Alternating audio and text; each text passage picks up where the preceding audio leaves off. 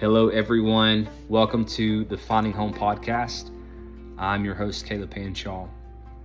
Today's episode is very special. It's part one of two with my good friend, Raul Vasquez. Raul has many years of ministry experience, from being a young adults pastor to a youth pastor and even a janitor. I'm excited to share with you the conversation that he and I had over many different topics, but the most exciting that came out of nowhere in this part of the episode is church hurt. What to do with it. I know a lot of you will relate and hopefully be impacted. So stay tuned. I'm glad you're with us. Well, I'm excited to be here, bro. You are one of my closest friends and my brother, and I I couldn't be more honored to be on here with you. So thank you for having me. And yeah, I'm excited. Yeah, what's crazy is I was thinking about this preparing for this podcast. I think we've been in the same room maybe 5 times. You know, it really is true. I think it is it even 5 times? It might be close to 5 times. Um, yet, and I think this goes off of some of our previous episodes about the power of true community. Yeah, We are okay. genuinely very close friends, and to say that we've only been in the same room for 5 times, that says a lot. Yeah, I was talking to someone recently about you, and uh like you had mentioned, I was like, man, this is one of my best buddies. I would trust him with anything in my life. And they're like, man, you guys must hang out all the time. And I was like, yeah, in reality, it feels like it. It feels like I've known you my entire life. It feels like we hang out all the time. But in reality, it has been only a handful of times that we've been in the same room. Yeah, you would be the only reason I would come back to Florida. Well, if it's up to me, I would bring you guys back. But I Sure. respect your lovely wife way too much to ask that of you guys. Yeah. So what our listeners don't know, what I know, is that you have a really rich history of being in ministry. Like, you've probably been in every facet of ministry that there is. Um, and now you're not, in terms of what we used to define ministry as. Yeah, Maybe it's an yeah, like the improper, vocation. yeah, it's an improper definition. So, can you give us just a little bit of history of, your ministry background, and don't Yeah, spill the beans too quickly, because we're going to go down a long road tonight, but just give us a yeah, little yeah. background. I'm glad you said that because I was like, oh, there's a a long journey of just ministry. Well, what's funny too is I don't come from a family that is Christian based, that is, faith background, nothing like that. Um, I was essentially radically saved on my deathbed as an atheist, running the streets, running amok, and had a radical encounter with Jesus, the resurrected Christ who healed my body. And I was 14 years old, and my life was just transformed in an instant.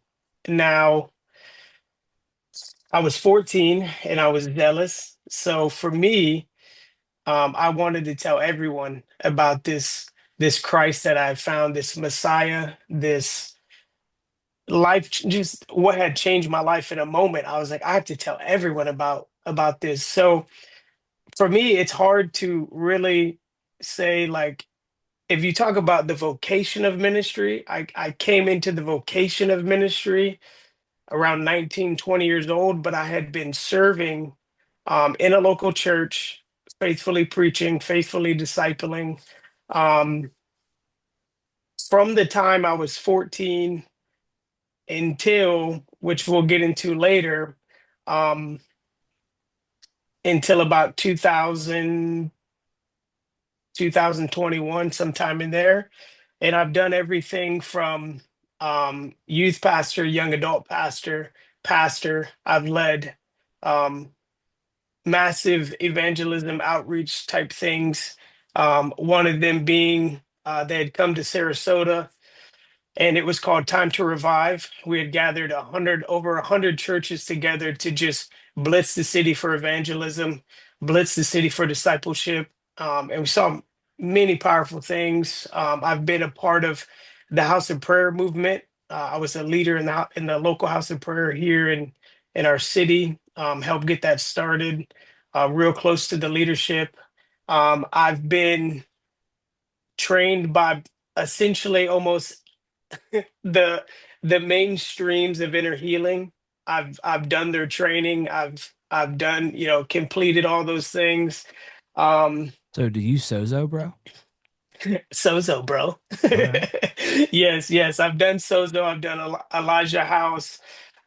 You name it, and I have done the program. I've done the teaching. I've received it, certified in it, if that means anything. But yeah, so I've done it all, man, all the way down to this, and this is where a lot of people didn't have the wilderness that I had, but I was also the janitor. I was the groundskeeper, cleaning toilets and cleaning the kids' wing and all these things. So, um, yeah, so I've done conferences, I've done it all, man, done inner healing, done deliverance, um, and all of those things I loved and or thought I loved at the time. Yeah. And that's a little bit of my background. I don't know if you have any specific questions about that. Yeah, I mean, you said you youth pastor, young adults pastor, all these things. Which people group was your least favorite? Oh, my least I'm, favorite. I'm Oh, joking. bro. Don't say that. Don't say Um, that. I'm joking. You don't have to my answer. least favorite You're was gonna answer. yeah. Well, let me say this, and God will answer the question. This was the most difficult part for me had to do with youth ministry, but it had nothing to do with the kids. It had Mm. everything to do with the parents, because what you would see is parents, and I've heard you talk about this and we've talked about this together, is we have we have created a culture within the church that they treat the youth pastor like they treat the teachers at school, and they say, I don't need to teach my kid to read, I don't need to teach my kid to write, I'm dropping my kid off essentially for you to do it. And it was extremely difficult because I would try to get these parents to understand I'm not here to I'm not here to pull the weight of your discipleship. I'm here to encourage and strengthen and aid what you're pouring into your kids at home concerning the gospel, concerning Christianity. So that was probably the most difficult part, is parents, number one, blaming you for their kid, running amok or getting in trouble, or being offended that that their kids should be further along in their Christianity than where they're at. And It it's was like it was like we were the geek squad in Best Buy, and they would a just drop hundred off percent. their laptop and be like, "Fix this." Yeah, that's actually a nice. I always felt more like sometimes it was like we're the punching bags, but Yeah, I Geek mean, Squad works. and what's crazy is I'm thinking about even just the structure of that ministry and how it isolates different age groups and it's not family oriented, and that's where I started seeing some red flags on Yeah, how a proper blueprint would work better in terms of the kingdom. And like what is church supposed to do for the individual? There are gifts to the body that, edify, encourage, and we know all those gifts. But I don't see it where we're supposed to teach and reveal everything from a pulpit. And that's where I think there's this you actually huge, don't find that. yeah, you don't. You have this misconception that, and I had so many one-on-one meetings with parents where Mhm.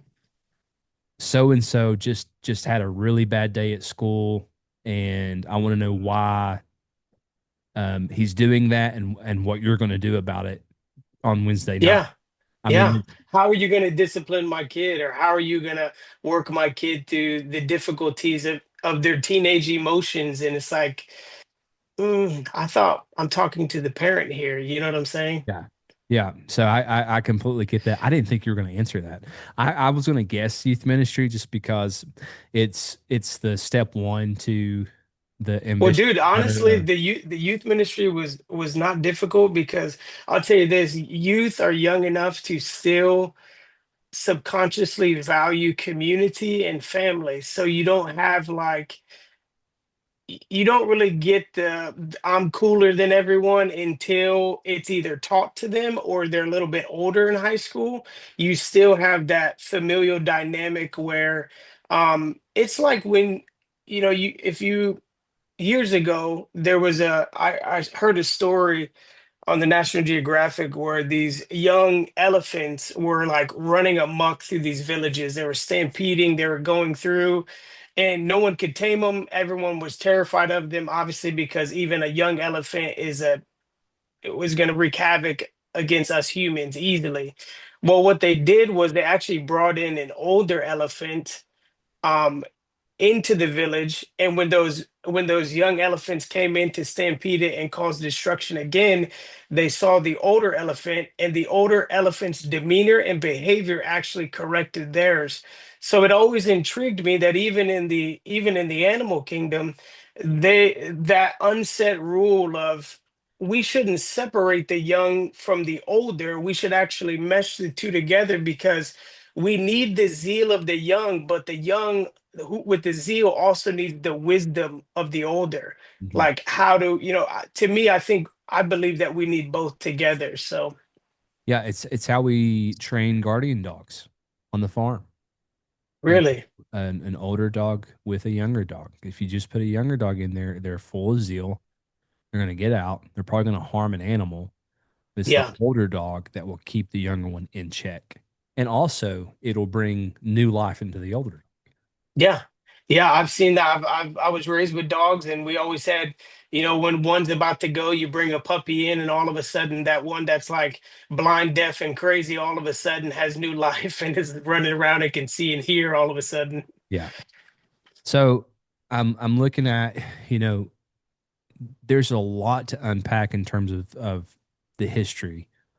You've walked through a lot of betrayal. You've walked through a lot of backstabbing in the church, and we're not here to, cast stones or blame. I want to know kind of internally what that felt like, and where you're at now. There was a shift that happened at some point to where you either heard a whisper from Yahweh or you saw so many red flags to where you needed to make some changes. I would like to hear more about those stories because those stories are pretty powerful.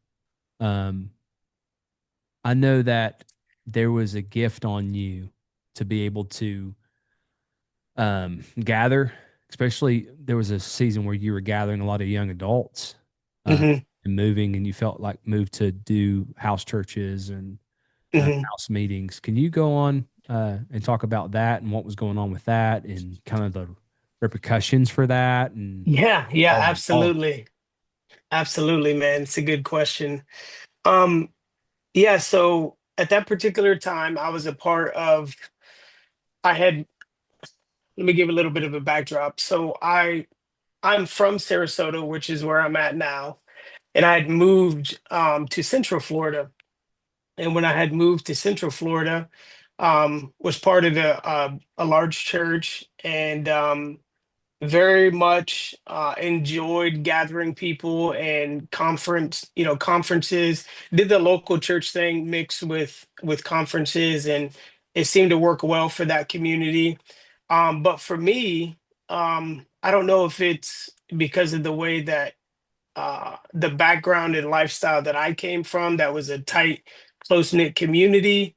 But for me, the conference thing, for me, the just go to church on Sunday, go to church on Wednesday, it didn't do anything for me. Um, and I'd always had this ache in my heart of, if Christianity and Jesus is absolutely the truth and reality of the fullness of humanity, why does it feel so hard to just have community? Why do we have to have these big events or these big things in order to actually get people together? And so, my two closest friends are you and another brother named Adam, who everyone thinks you're brothers with. It's hilarious. Um, and he was actually living in the same city with me at the time, and we were going into summertime during this season, and I was just praying and asking the Lord, like, Father, I feel that we're to do something different. I was running a young adult ministry. It was pretty. We were pretty well known in the area. We were well connected to the local Bible college there, and I just felt like, man, we just need to do something different. And when I was in my quiet place and just sitting with Jesus, I felt like Yahweh told me to the next step for that community was I needed to open up my home and gather people around a table called family, is what I heard. And and I didn't know what that looked like. I had never seen it before as far as ministry, because again, most of the time when we think ministry, we think a pulpit. When we say ministry, we think a church. You don't think most ministers look at their home as I need to keep people out of my home because that is my peace, that is my sanctity, that I have my kids here.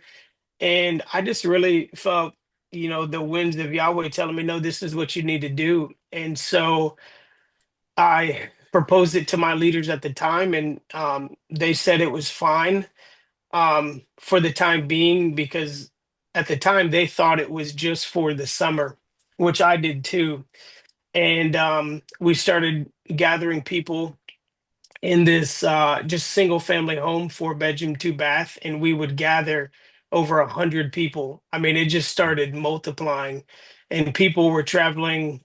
We had people traveling from. We were in Central Florida. We had people coming from Tampa, Orlando, Brandon, Sarasota, Palmetto, like just come to a house, because essentially all we were doing was we would gather to worship and pray. And me and my brother Adam, anyone that was new that came into these gatherings, we would prophesy and pray for them. Well, then healing breaks out. All these things begin to happen.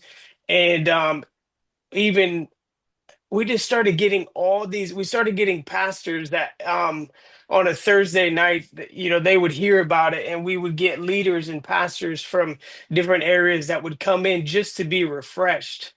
And it was just a unique season in life. Like I remember I would put my son Nash down. We'd have prayer, and then the meeting would start, and I would put my son Nash down to sleep in his room, and we had full like worship band. Like we had a key, or we had keys, guitar, speaker, microphone, everything, so that everyone could. I don't know why we thought they couldn't clearly hear us in a living room, but it worked. And I remember my son, even my daughter Amaya at the time, if she went to bed, she would be sound asleep, and we'd have these just rocking meetings where people were getting healed. People were, God was revealing his heart to people, and people were receiving the Holy Spirit, or feeling like they went through deliverance or got some sort of breakthrough in their heart from past traumas and past pain.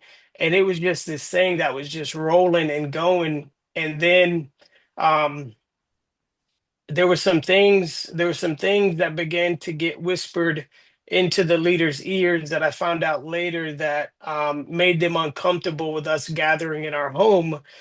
And one of them being one of them being that the leaders were worried that I was gonna branch off from the ministry and start my own church, because it was far enough away from the church that it could be considered separate. But they were worried that if I left, that it would cause a church split, is what I found out later. So they don't tell me this. They bring me into a meeting, and I'm still friends with these leaders. So there's no, there's no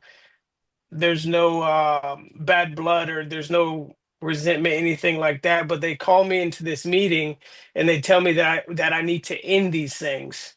And I tell them, but I feel like Yahweh has told me to do this. He's told me that what this next generation needs, the next generation of emerging leaders, is they've been given enough preaching, they've been given enough stages, but they don't know what it means to cultivate family. They don't know what it means to cultivate just this a lifestyle of union. That's that to me, that's what it was this union, that there is no difference, there is no differentiation between what we call the stage or the gifting and just doing life together. And they pressed me hard and said, no, come back to the church. And so we shifted it back to the church.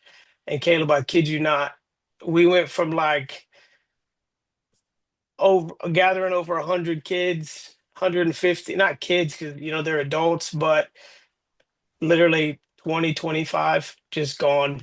Hmm. And from there, it really hurt me. It really wounded me because I didn't care about the number that we were gathering. I didn't care about the numerics. I i cared because the only thing I've ever known in the kingdom, I came into the kingdom because I encountered a resurrected Christ. I heard the voice that awakened me. And I knew that the same voice that I heard to do this with the generation, I knew it was the same voice, and my heart was broken because I was like, but this is what they need, and this is what Yahweh has said. And obviously Yahweh is doing something. Holy Spirit is blowing through these meetings. But it became church politics. That was like, no, we can't do this. We're not comfortable with it. There were some other things behind the scenes. The church was going through a big transition. Um, and I honestly, looking back on a heart level, on a earth level, it made sense. They wanted to clamp down on all things that were like kind of extra, while the church was, because the church was about to step into a massive transition. And it made sense to try to feel a sense of control while everything was moving. I don't mean control in a negative sense. I mean kind of make sure they had a footing for what was about to come. But man, it broke my heart. Yeah, It broke my heart. I know, and I've had to allow Yahweh to teach me these things about past leadership. That, I mean, we could say there were you were mishandled. There were situations that were mishandled, but then Yahweh reveals, like, in their heart they think that that was the right thing to do. 100%. And that's why I couldn't fault them. You know what I'm Hmm. saying? Like I could disagree and say I wouldn't do it that way, but I also don't know what they're looking at and they're facing on the flip side. You know what I'm saying? It's Hmm. easy to say like, well, you're just wrong. Black and white, black and white, no gray area. Like it's just truth. And it's like, yeah, but they also have a responsibility as Yeah. leaders to a body. And whether and this is where it gets hairy, depending on who you talk to about honoring leadership, is at the end of the day, and this is the big pillar in my heart and a big one in yours and your families is, and I think this is one of the big things that connects us is that that beauty of honor. Yeah. Like I may not understand it. It's the same thing what sent you into the wilderness. Yahweh, I don't understand what you're saying.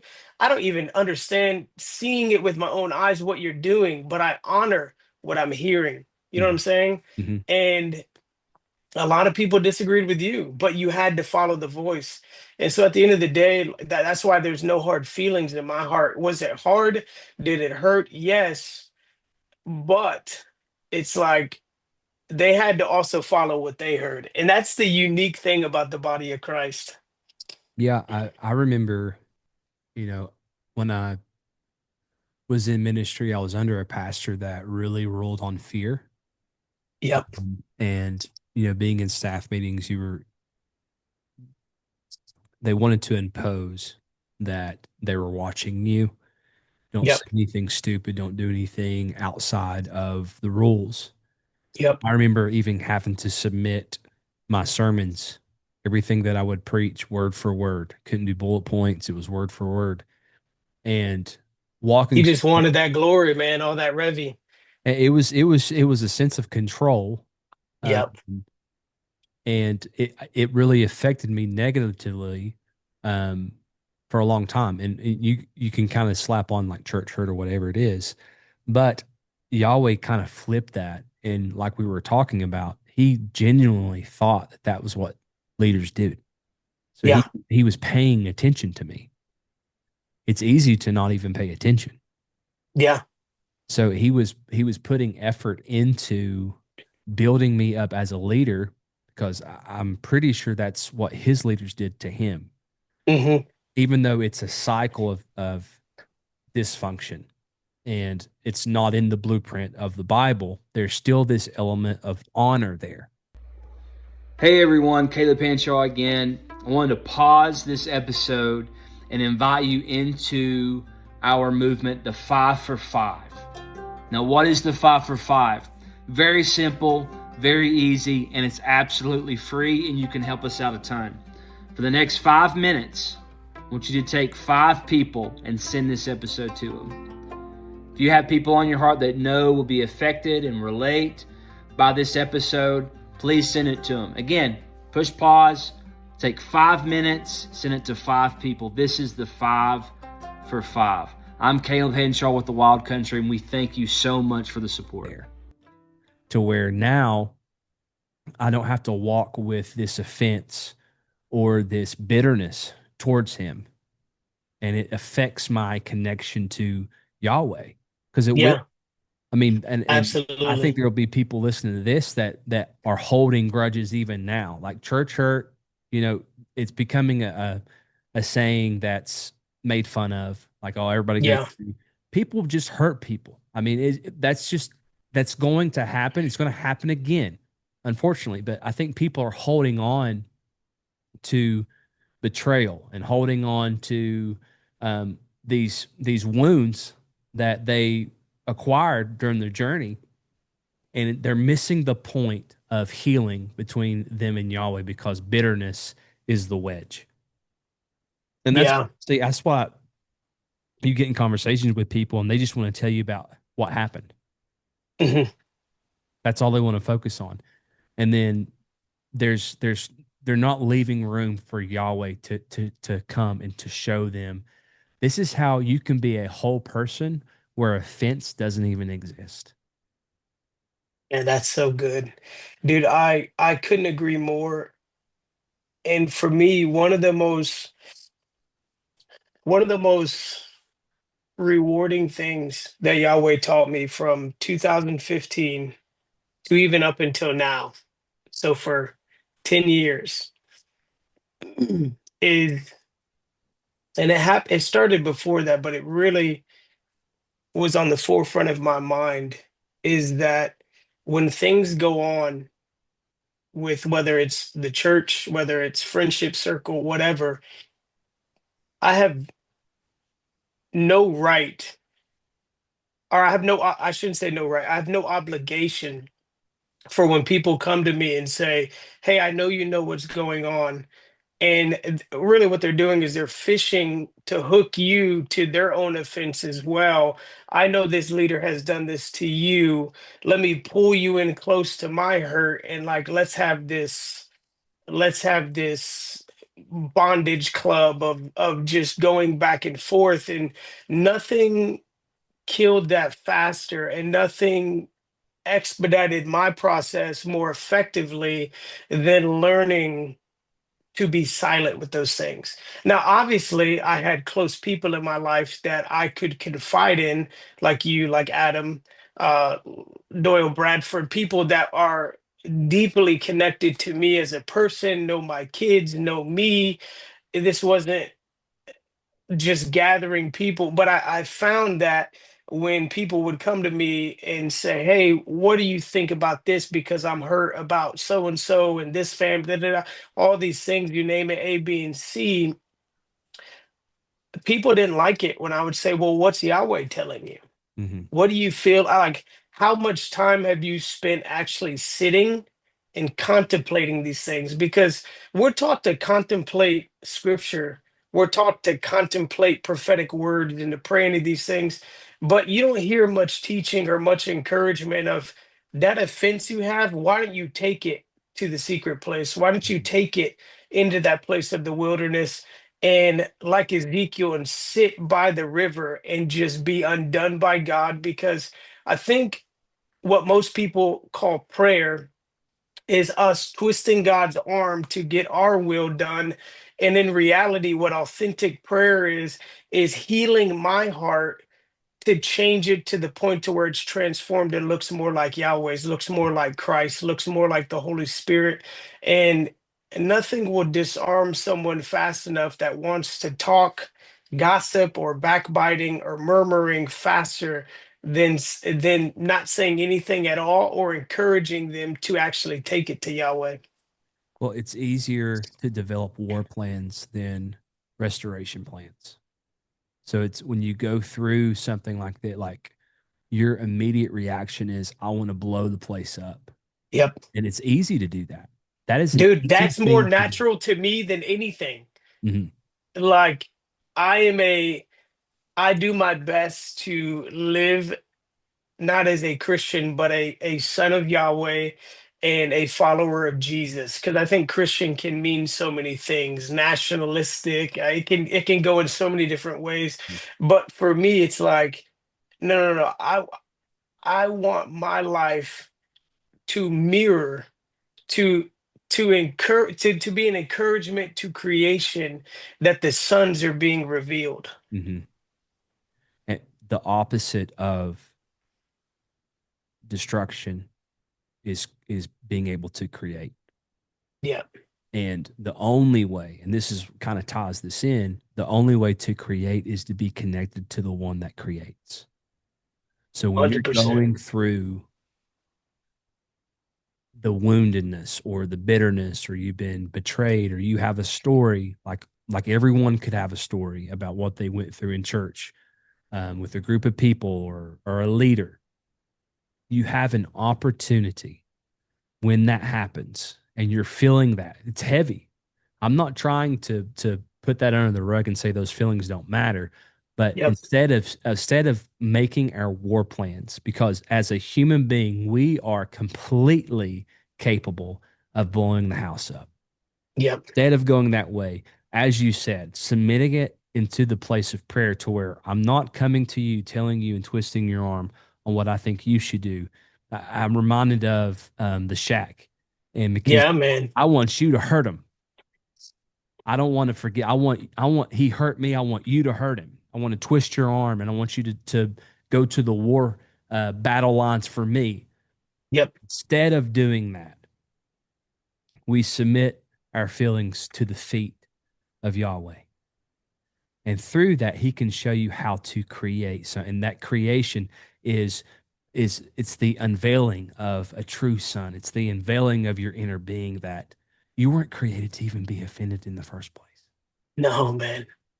Dude, it's so good because I think, so many times I have to remind myself that, as Paul says in Corinthians, that I have been made a new creation in order that I would be the message of reconciliation.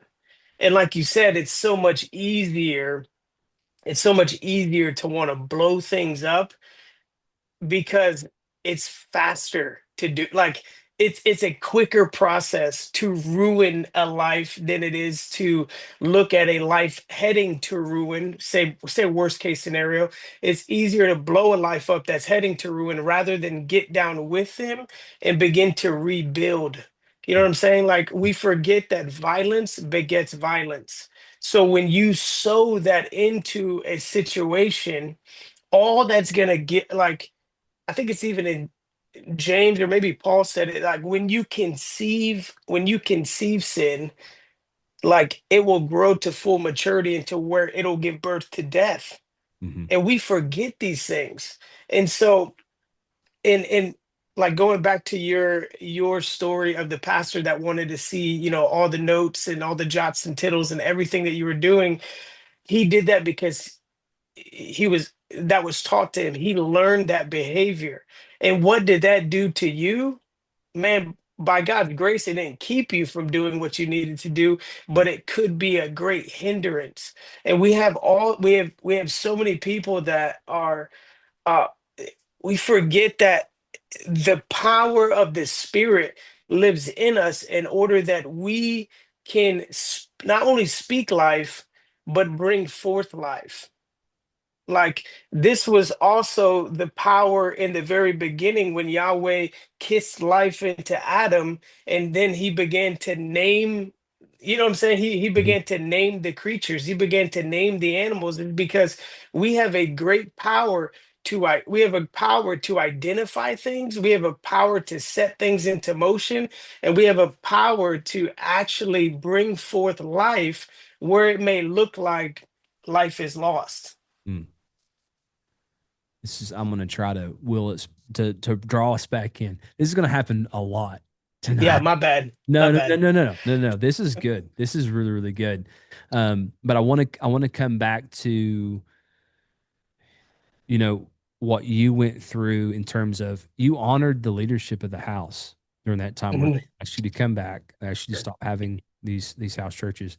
But there has to be this feeling in your gut that there's got to be more than what I'm a part of. Like there's got to be more than this.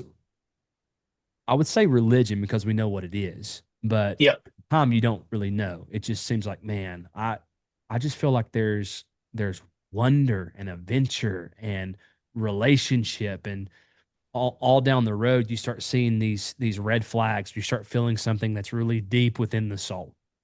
So Mhm. I guess the question for you is, what were some of those things that they just didn't really align? And what I mean by align is it was so heavy where you thought like maybe Yahweh's invited me to do something else. That's a great. So I would love to say that when I honored the leaders and the shift happened back to kind of business as usual, I would love to say that all of a sudden it was like I needed to make a shift. In reality, what happened was this: I'm gonna honor my leaders, and maybe by honoring them and serving them the way that they feel that is proper to be served, maybe then we can kind of win the trust to then gain it back, not realizing that most of the time that doesn't work. Mhm. And so when I began to kind of go back through the motions, now mind you, outside of the church, deep community was there for me, as even within those groups, the leaders and uh, my leadership within the young adults, the community that we had within the young adults, it was rich, it was strong. But then I began to be discontented, and I began to honestly be depressed, because I'm like, dude, I'm waking up, I'm going to clean the church, I'm going to lead prayer meeting, I'm going to get in these meetings, preach, pray, prophesy, open service, close service. I mean, it then began to kind of just feel like something I was doing. It became a vocation, and rather than a call type of deal. And I remember sitting in the church office, and I remember specifically everyone had went home. It was a Thursday night, which is when the young adults would meet. And I shut all the lights off and I sat under my desk. I wasn't hiding. I just was like, I need to like get alone. And I shut all the lights off and I began to talk to Yahweh, and I began to tell him, Father, there's nothing more I want to do than to do what I feel that you've called me to do. I want I want authentic community. I want, and I began to picture in my head all the passages through the book of Acts. And I began to pray through what I could remember off the top of my head concerning the way that the book of Acts community was not just shaped, but the way that they functioned. And I began praying through those things, and Yahweh stopped me. Holy Spirit said, I just felt it in my heart so deeply.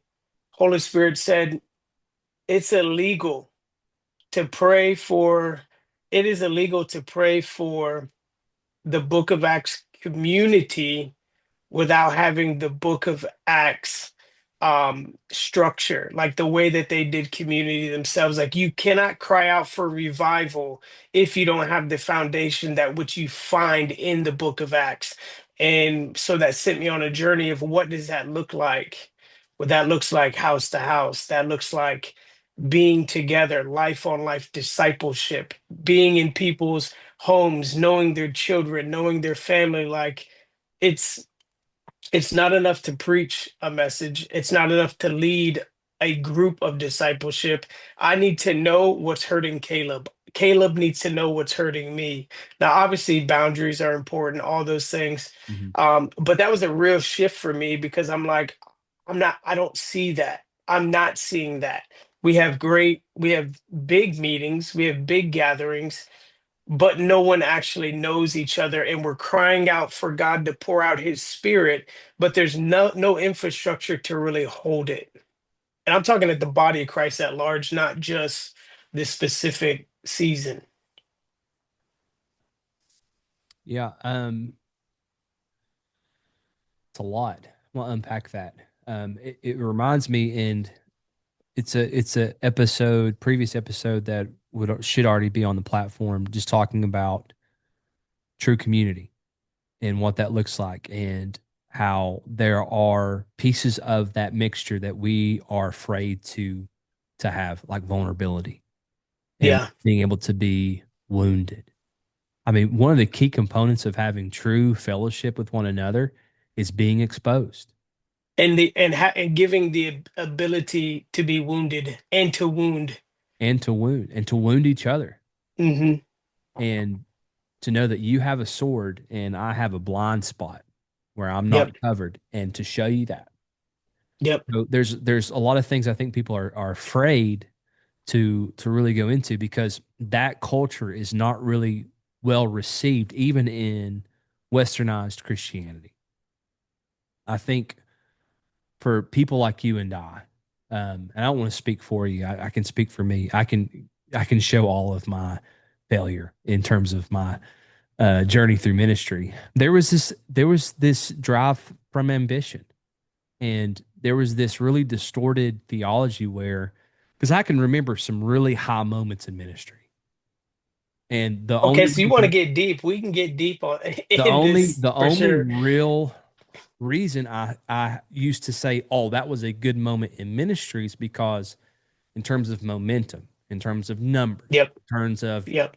emotional response, I checked all those boxes. So, Oh, emotional response is the barometer of success.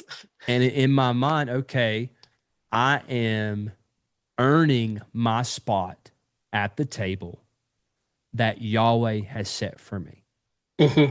And that's such a hard thing to unlearn, because in terms of union, in terms of the Trinitarian fellowship, this is Hmm. a place that was given, Yep. not earned. Not earned.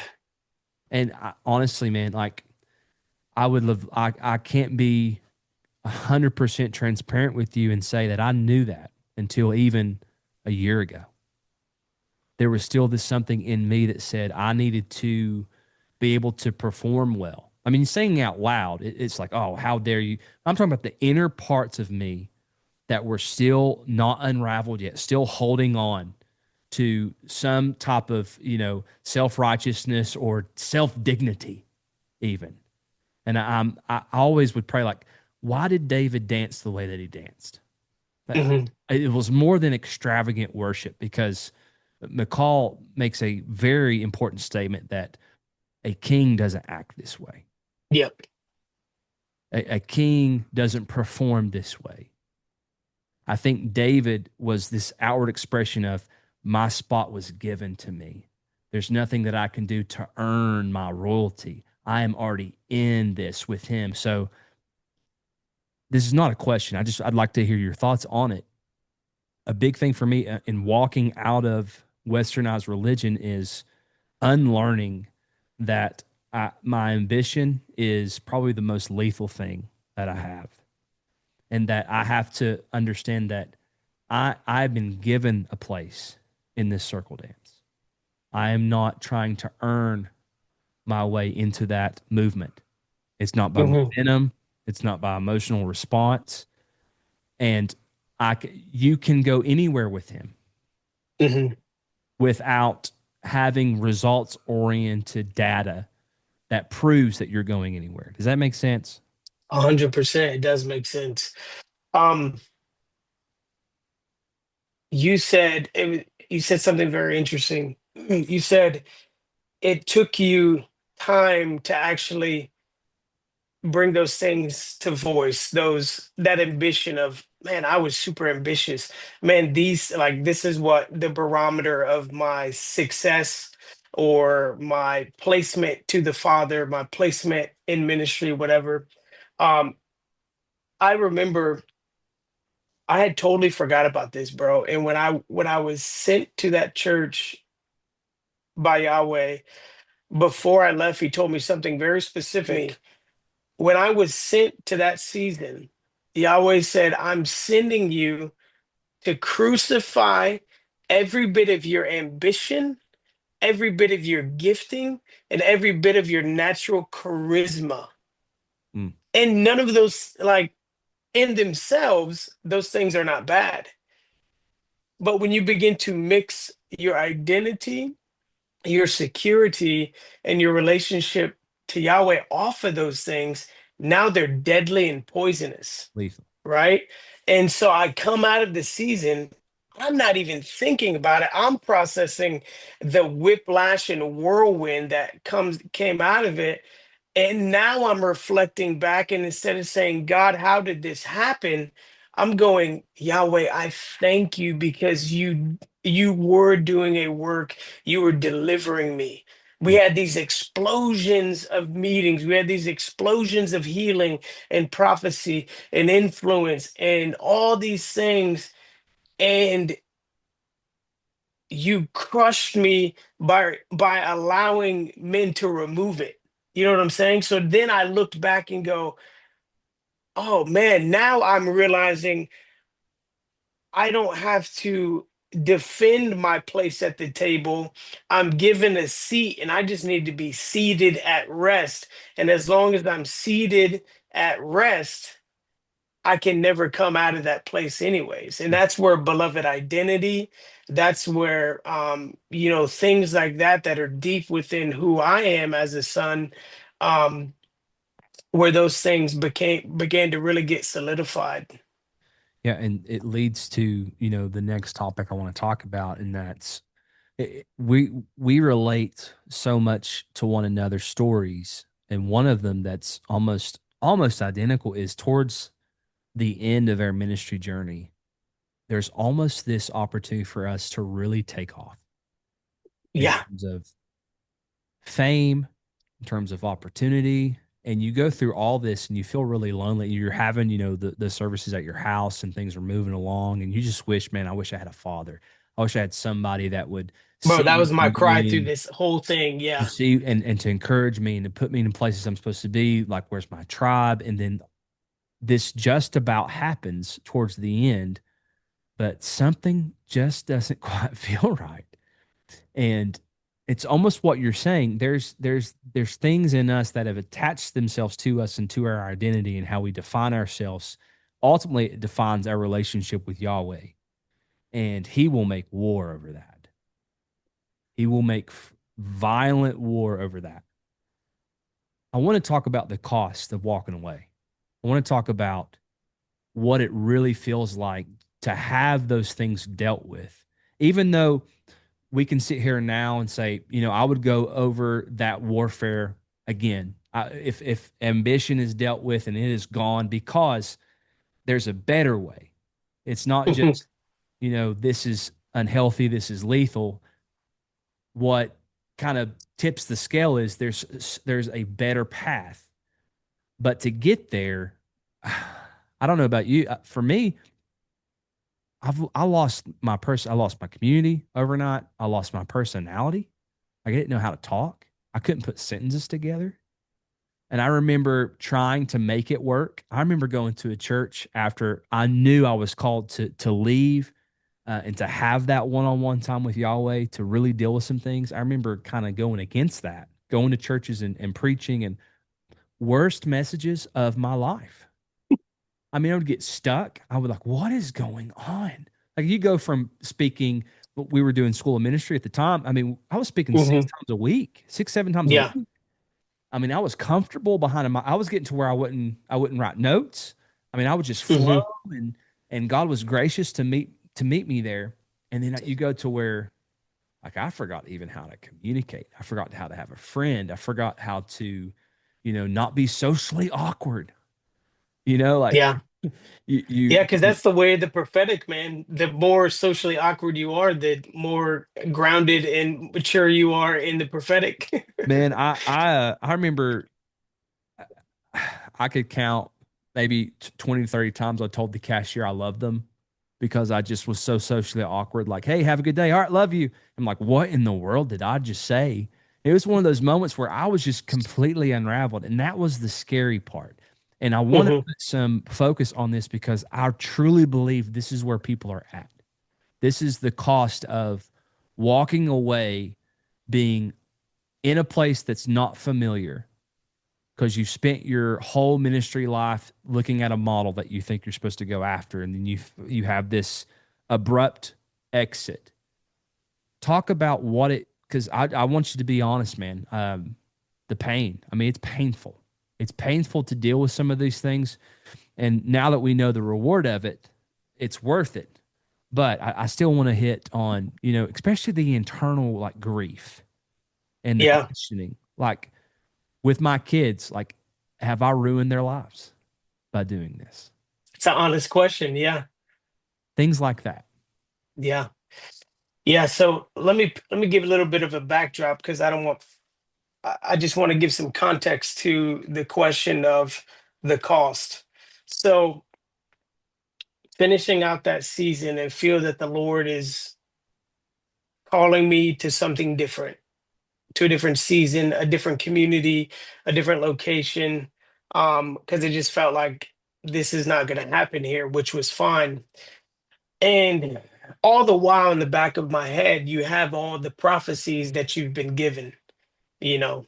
For me, it was things like um, everything from if I named the prophets, people would know their name and they're valid to a lot of people, but things like Can I guess a you're prophetic word? what's that? Can I guess a Yeah, prophetic guess word? take You're give me one. you're a voice crying out in the wilderness. 100%. That was one of them. Then it was things like front article newspaper things like that, revival.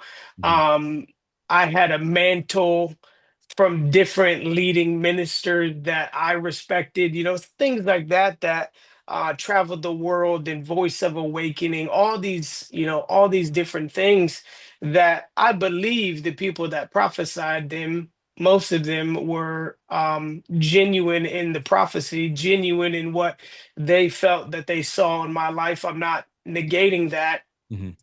Um, so when you go into a season of transition, I was always taught to lean back into those prophecies.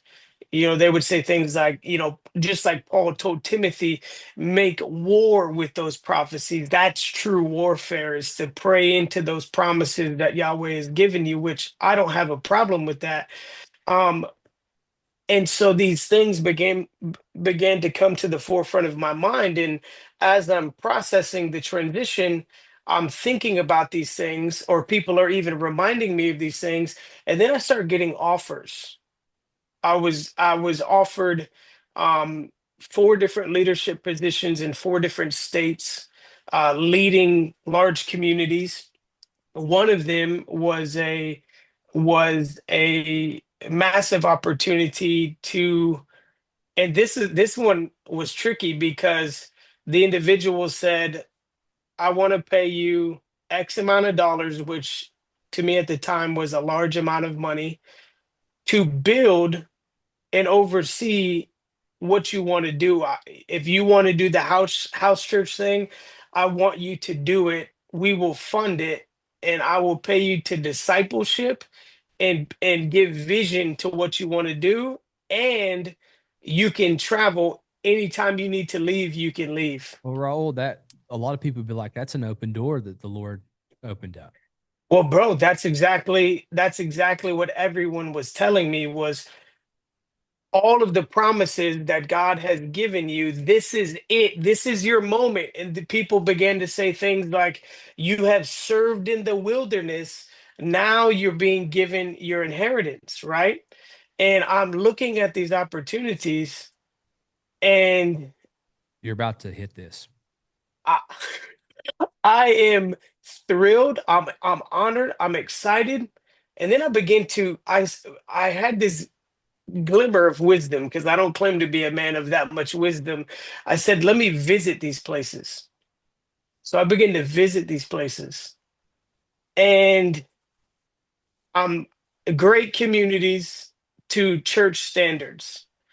Kids' churches rolling, messages are going, Wednesday night gatherings, but I feel discontented. And it made no sense because every community that I went to visit and that I went to kind of feel out, everyone was like, you must be here because you're coming into leadership, because they've been talking about transition. We know who you are. We know about you. You must be a part of this community. And people are welcoming us in. People are wanting to like meet with us and hang out with us. And all of a sudden you start to feel this thing come up in you like, oh man, I feel important. Mm. I feel important. But underneath it all, Yahweh's going, yeah, but what are you feeling? What's really like, if you were to step aside from how they're making you feel, how do you feel instinctively in your heart? Because again, for me, it goes back to the very beginning is I came into the kingdom because of a real encounter with Christ. So someone can prophesy to me, someone can promise me things, but at the end of the day, if I don't feel Yahweh beckoning me in my heart to do something, I'm not going to move. At least I do my best not to move. And so I'm now wrestling, Caleb. I'm now going, this is opportunities. These are four opportunities that most people don't get one in their entire life. And so I come back home to where I was living at the time, and I'm conflicted. And I'm sitting with Big Brother, and Jesus says, why are you conflicted? I said, well, because these are great opportunities and I feel peace about none of them. So I feel conflicted. He said, no, no, you feel conflicted because you know that I'm not calling you to any of them, but you really want them because they look great. They feel great. They praise you well, and it looks really good. Mhm. And I said, but what do I do? These line up with the prophecies. And Jesus literally told me, bro, I came to you not because of prophecies. You encountered me because I love you and I want you to be with me. Will you just be with me?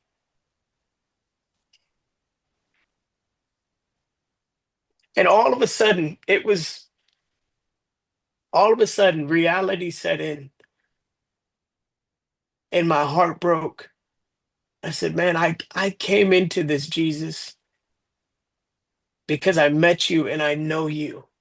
I didn't come into this because of a ministry. I didn't come in this because of a gifting. I came in this because I would sit and be with you and be with Yahweh and be with the Spirit like I'm talking with a friend. I don't care what the opportunity is. I just want to sit with you. And if for me, sitting with you is literally sitting with you, then let's do it. And I said no to all those things. And all of a sudden, people are telling me, you're crazy. You missed your call. You forfeited your inheritance. Now you've opened up you and your family and your children to demonic warfare because now you don't have a cover. Now you don't have the covering. I mean, you name it, and I heard it. Yeah. All of a sudden, the people, and this is what I learned: the people that build your platforms will also be the people that build your gallows. Mm. And I don't blame them because, again, when you're doing as much ministry as we were doing, it seems that the next proper step is up. And because we think glory to glory is steps moving up, but that's not always the case. In the kingdom, in order to go up, oftentimes you come down. Oftentimes you're the seed planted. Oftentimes I realized that my personal call was very much just that, a personal call. And if I would have said yes to those things, I realize now that I may have lost my son, may have lost my daughter in the minutia of religion, Mm. rather than cultivate them in the place of encounter, in the place of understanding the heart of Yahweh. Yeah. Hey everyone, Kaleb Hanshaw again. I wanted to pause this episode and invite you into our movement, the 5 for 5. Now, what is the 5 for 5? Very simple, very easy, and it's absolutely free, and you can help us out a ton. For the next 5 minutes, I want you to take 5 people and send this episode to them. If you have people on your heart that know will be affected and relate by this episode, please send it to them. Again, push pause, take 5 minutes, send it to 5 people. This is the 5 for 5. I'm Kaleb Hanshaw with the Wild Country, and we thank you so much for the support. Yeah. I'm thinking about, I went into this world of agriculture, and it was very intentional that Yahweh led me through that, especially in terms of what we would call permaculture. Mhm. It's a permanent culture. It's a ecosystem that continues to add back and get better because of perfect design. And I'm thinking about our specific personal calls in terms of that design, in terms of a better design. If you're so focused on that one thing, if you look at agriculture, a one crop farm is a monoculture. It's a cornfield. It's a lavender field. It's something that you're doing that's not representing the diversity of nature. So what happens in those spaces is everything around it suffers because it's confused. It's confused that it has to work extra hard or do things that it doesn't normally do or wasn't created to do to keep that field alive. And I'm going to land the plane on this thought here. What I found that was so beautiful was when I quit listening to my own song, I could hear his song. I could hear the song that made creation dance. And I want to tell you, that is the beautiful swirl of this union. And we have so settled just to hear our own tune. And if we could have the courage, and I believe you're really giving people courage to make the same decisions, to deal with this and to let the pain happen. It's got to happen. There's things that have to be ripped away. But if you have the courage, I promise you, in the morning, you're going to hear the song. You're going to hear the song of the Lord. You're going to hear how you're a part of a perfect design and that it's not your call. It is the calling. Yeah. It is the song to the bride. It is the song of songs. It's what we were made to do. It's actually what we were made to enjoy. And if anything happens outside of that plan, just like a monoculture, It is unnatural, and you have to behave in a way that you were never created to behave to keep it alive. Hey everyone, Kaleb Hanshaw. Thank you for joining us for the first part of this 2-episode series with Raul Vasquez. Hopefully it impacted you and blessed you. And if it did, just wait. Episode 2 is even deeper. So I can't wait to share that with you. Until then, join in with this 5 for 5 movement with us. Take the next 5 minutes and think of 5 people that you know that need to hear this message. Again, I'm Kaleb Hanshaw with the Wild Country. Thank you for listening. See you next time.